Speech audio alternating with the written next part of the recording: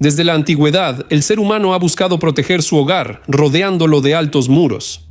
Estos muros protegían de manera confiable no solo contra animales salvajes o catástrofes naturales, sino también de las visitas de vecinos no muy amistosos. No es de sorprender que las primeras ciudades ya contaran con murallas imponentes, cuyos tamaños solo aumentaron con el tiempo. Sin embargo, los invasores tampoco se quedaban atrás, ideando constantemente nuevas formas de superar las fortificaciones y conquistar la ciudad. Este enfrentamiento alcanzó su punto máximo en la Edad Media, cuando los asaltos y asedios a las ciudades se convirtieron en una parte fundamental de cualquier campaña militar. Superar los muros de las fortalezas, altos y resistentes, no era tarea fácil, por eso los castillos y ciudades solían ser sometidos a un asedio, tratando de rendir a sus defensores por agotamiento.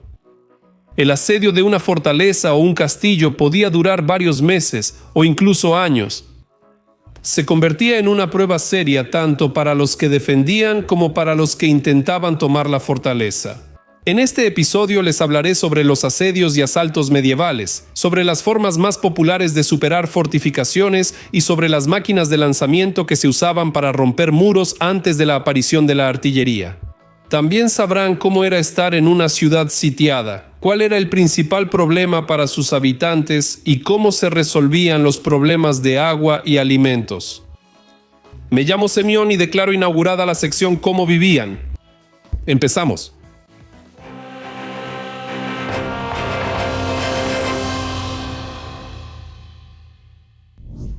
Asalto o asedio.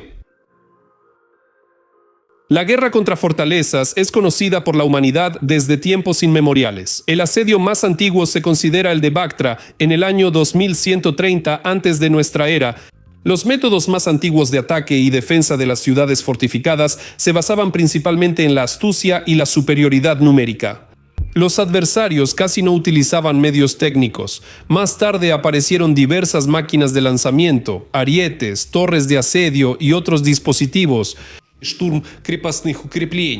Ya en tiempos de Alejandro Magno se utilizaban tácticas que casi no cambiaron hasta la aparición de las armas de fuego. Si hablamos de la Europa medieval, su principal característica era la existencia de un gran número de castillos feudales fortificados, que desempeñaban un papel fundamental en los conflictos militares de esa época. Los castillos de madera, y más tarde de piedra, servían tanto como medio para que el señor feudal mantuviera el control sobre sus campesinos, como para protegerse de los ataques. Los asedios a las fortalezas eran una parte fundamental de las campañas militares de la Edad Media. A menudo, los movimientos del ejército estaban dictados por la ubicación de las ciudades o de las tropas. Las tropas se movían de una fortaleza a otra para liberarlas del asedio enemigo o, al contrario, para asediarlas ellas mismas. Los ejércitos se reforzaban con las guarniciones de las fortalezas y, en caso de necesidad, ellos mismos se refugiaban tras los muros inexpugnables. La preparación de fortalezas y castillos para un asedio era el primer paso en caso de que comenzara una guerra o incluso ante la amenaza de hostilidades. En ellos se almacenaban armas y provisiones, se reforzaban las guarniciones, se reparaban las fortificaciones, porque normalmente un castillo o ciudad sin preparación se convertía en una presa fácil para el enemigo.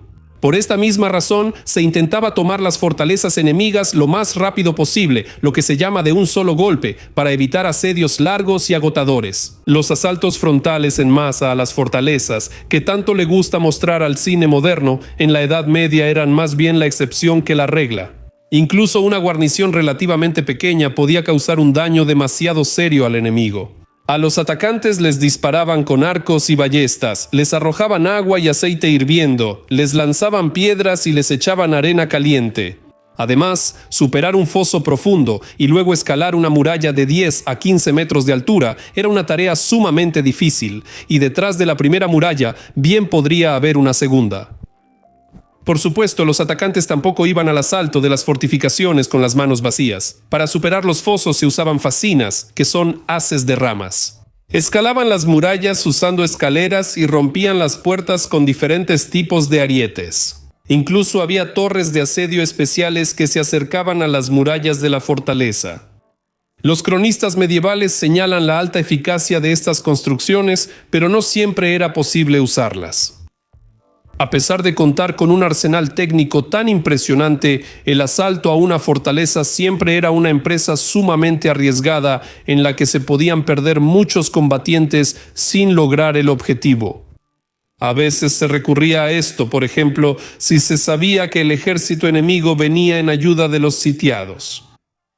Pero por lo general, las acciones de asalto eran solo una parte de las muchas actividades de asedio destinadas a destruir las fortificaciones y desmoralizar al enemigo. Осадная война. Formalmente, el asedio comenzaba con el primer disparo de una máquina de asedio y más tarde de un cañón. En primer lugar, la ciudad era completamente bloqueada para privar a sus habitantes de la posibilidad de reabastecerse o recibir refuerzos. A todos los que intentaban llevar algún tipo de provisiones a la ciudad sitiada se les trataba con extrema dureza. Así, por ejemplo, durante el asedio de Milán en 1161, Federico Barbarroja ordenó cortar las manos a los habitantes locales por intentar llevar alimentos a la ciudad. Cabe decir que los asedios medievales eran, ante todo, operaciones de ingeniería y fortificación. A veces ni siquiera llegaban al asalto. Ante todo, los sitiadores comenzaban a construir su propio campamento cerca de las murallas de la fortaleza. Y no se trataba solo de levantar tiendas y barracas para alojar al personal o de cavar letrinas, sino también de la construcción de fortificaciones bastante serias, como terraplenes, fosos, empalizadas y estacas contra la caballería. Todo esto se hacía para que, en caso de una posible salida de los sitiados, no pudieran tomar por sorpresa a los habitantes del campamento. A menudo, alrededor de toda la ciudad o castillo sitiado, se cavaba un foso para bloquear completamente a sus defensores. Y además de organizar el campamento, también era necesario instalar máquinas de asedio, armar escaleras, hacer fajinas y escudos para protegerse de los arqueros enemigos. Así que, en lugar de asaltos heroicos, los sitiadores principalmente se dedicaban a la tediosa tarea de cavar en la tierra. Rara vez alguien iba al asalto en una oleada de miles, como los orcos en El Señor de los Anillos. Mucho más a menudo se cavaban trincheras hasta las murallas, bajo cuya cobertura avanzaban, y para este propósito se usaban galerías móviles cubiertas, las llamadas vineas. En el peor de los casos, los atacantes fabricaban muchos escudos grandes de madera para protegerse al máximo de los ataques desde las murallas. Cuando se trata de la destrucción de fortificaciones medievales, normalmente se recuerdan las diferentes máquinas de asedio, pero existía otro método, el socavamiento. La esencia de este método consistía en cavar un túnel subterráneo bajo la sección necesaria de la fortificación. Luego simplemente lo derrumbaban, los cimientos del muro o de la torre se hundían, lo que provocaba el colapso de las fortificaciones y abría el camino a la ciudad para los sitiadores. Después de la aparición de la pólvora comenzaron a colocar minas en los túneles. Los sitiados sabían perfectamente del peligro de los túneles y tomaban medidas contra ellos. En las habitaciones subterráneas colocaban vasijas con agua para detectar la presencia de túneles por las ondas en la superficie del agua. Los defensores de las fortalezas hacían contraminas que derrumbaban los túneles del enemigo. A veces, en lo profundo bajo tierra y en la penumbra, comenzaban sangrientas batallas. La vida en el campamento del ejército sitiador era, por decirlo suavemente, poco alegre. Trabajo pesado, meses enteros en el mismo lugar. Además de eso, todas las maravillas de la vida de campaña, casi a la intemperie. El suministro centralizado de las tropas en esa época estaba poco desarrollado, por eso había problemas con la comida. Durante la guerra de maniobras, los soldados medievales siempre encontraban la oportunidad de robar a algunos campesinos para conseguir algo de comida. Pero durante los asedios surgían dificultades con esto, porque después de unos días ya no quedaba nada comestible en los alrededores. Las condiciones sanitarias de los sitiadores no eran menos lamentables. Sin embargo, si el asedio se prolongaba, rara vez conducían a una verdadera catástrofe. La gran concentración de personas que tenían una vaga idea de la higiene muy a menudo provocaba brotes de enfermedades e incluso epidemias. Los soldados sufrían especialmente de cólera y disentería.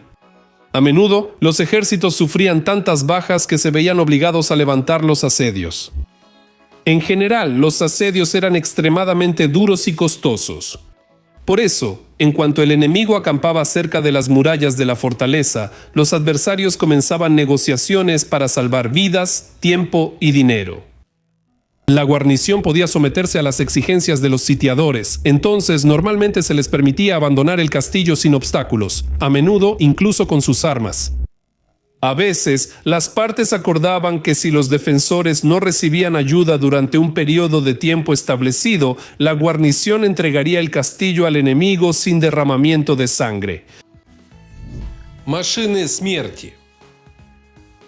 Había muchas máquinas de lanzamiento en la Edad Media. Ningún asedio se realizaba sin ellas. Se puede decir que cumplían la función de artillería hasta la aparición de las armas de fuego. Por ejemplo, la balista se parecía a una gran ballesta y disparaba dardos y pequeños proyectiles incendiarios.